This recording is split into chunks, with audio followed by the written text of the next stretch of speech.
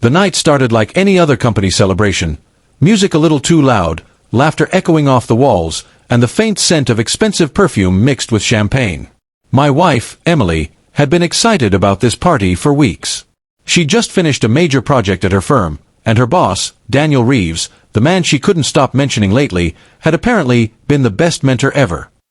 I'd smiled and nodded every time she brought him up, but something about the way she talked about him, admiring, glowing, always made my stomach twist just a little. Still, I trusted her. Or at least, I wanted to. The party was at an upscale hotel ballroom. Everyone was dressed to impress, and Emily looked stunning in a navy dress that shimmered under the lights. She was radiant, laughing, moving through the crowd with ease. I stayed by the bar, nursing a glass of soda. I wasn't in the mood to drink. From across the room, I watched her standing beside Daniel, her hand brushing his arm as she talked. He was older, confident, the kind of man who filled a room just by being in it. I could tell he knew how people looked at him, especially women.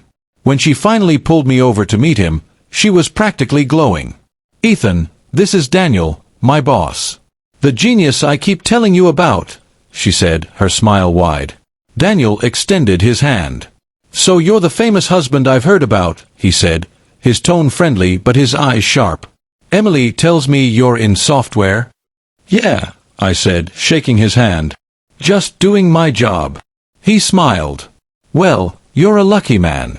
She's one of the best employees I've ever had. Dedicated, passionate, rare qualities these days." I nodded politely, but there was something about the way he said passionate that didn't sit right. Maybe it was the smirk that followed. I brushed it off, telling myself I was overthinking.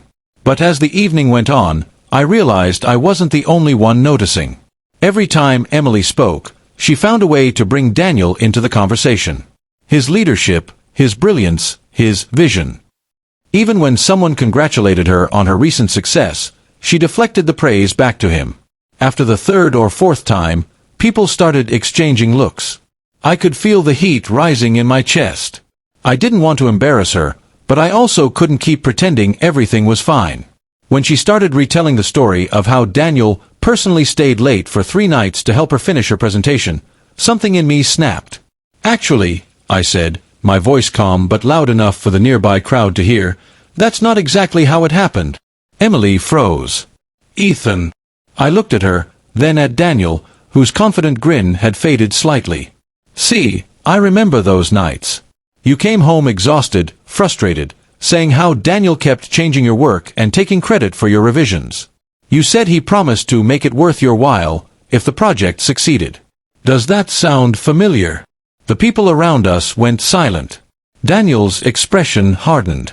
Emily's face turned pale. "Ethan, that's not," she began, but I continued. "I also remember the night before your presentation," I said steadily, "when you broke down crying because he told you you'd never make it far without him. You said he manipulated you, pushed you beyond your limits, and made you feel small." A murmur spread through the group. Daniel raised his hands defensively. "That's not true. She's exaggerating." I turned to him. "Really?" "Because I saw the emails. The ones where you criticized her work in front of the team, then privately took her suggestions and presented them as your own. The ones where you called her your rising star, but somehow her name never appeared on the final reports." Now even his colleagues were staring at him, some whispering. His composure cracked. "This is completely unprofessional," he said, his voice trembling slightly. I nodded. "You're right. But humiliating and manipulating your employees is unprofessional too, isn't it?" Emily looked like she wanted the floor to swallow her. I wasn't angry at her. Not really.